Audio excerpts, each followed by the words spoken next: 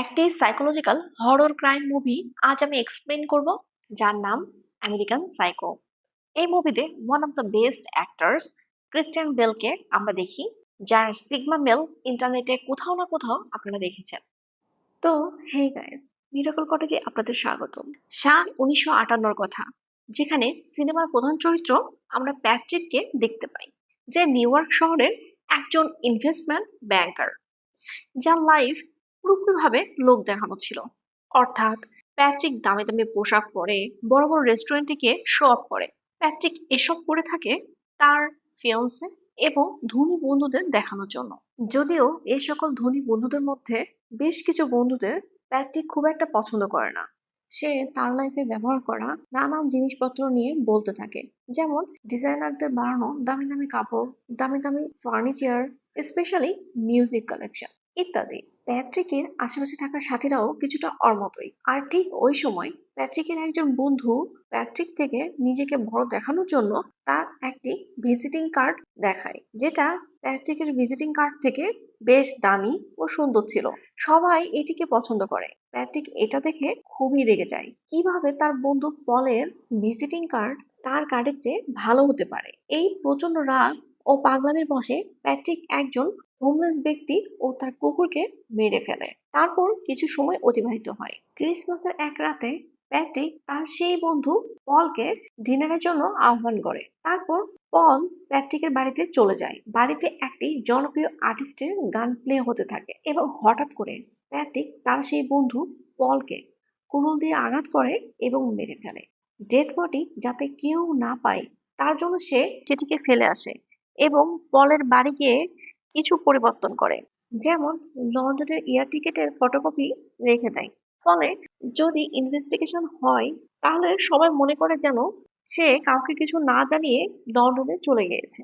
এরপর আমরা একজন প্রাইভেট ডিটেকটিভকে দেখতে পাই, যে প্যাট্রিকের কাছে পলের হঠাৎ করে নিরুদ্দেশ হয়ে যাওয়ার জন্য জিজ্ঞাসাবাদ করতে এসেছে। তার পরের দিন প্যাট্রিক তার সেক্রেটারিকে ডিনারের জন্য তার বাড়িতে ইনভাইট করে, কিন্তু তার সেক্রেটারি বলে যে সে খাবার খাবে না, কিন্তু ড্রিঙ্কস এর জন্য অবশ্যই আসবে। যখন প্যাট্রিকের সেক্রেটারি তার বাড়িতে আসে, তখন এক সময় তার সেক্রেটারি অন্যমনস্ক হয়ে কথা বলতে থাকে।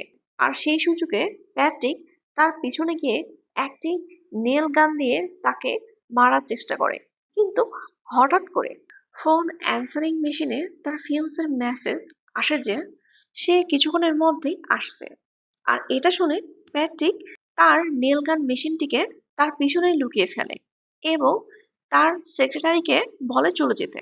পরের দিন লাঞ্চের সময় প্যাট্রিকের সাক্ষাৎ সেই প্রাইভেট ডিটেকটিভের সাথে হয় এবং সে প্যাট্রিককে বলে যে সে পরে নিরুদ্দেশ হয়ে যাওয়ার ব্যাপারে তাকে কোনো রকম সন্দেহ করে না, কিন্তু প্রশ্ন হলো যে সে বাড়ি একদমই খালি ফেলে গেল কেন। প্যাট্রিক এর সমস্ত কিছু চুপচাপ শুনতে থাকে।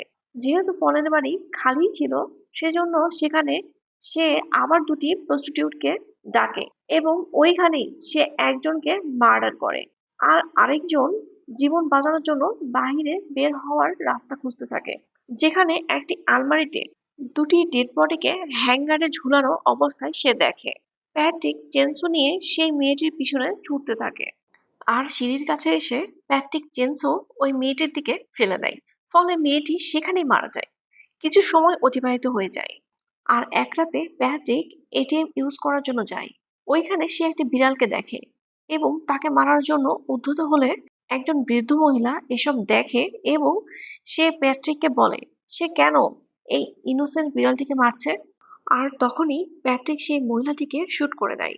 এর ফলস্বরূপ পুলিশ প্যাট্রিকের পেছন করে এবং প্যাট্রিক তার পেছন করা চারজন পুলিশকেও মেরে ফেলে।